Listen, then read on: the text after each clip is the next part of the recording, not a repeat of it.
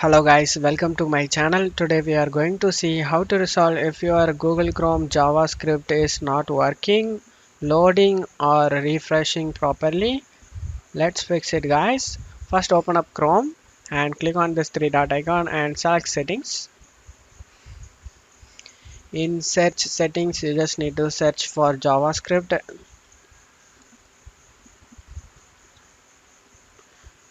Click on site settings and now you just need to scroll down.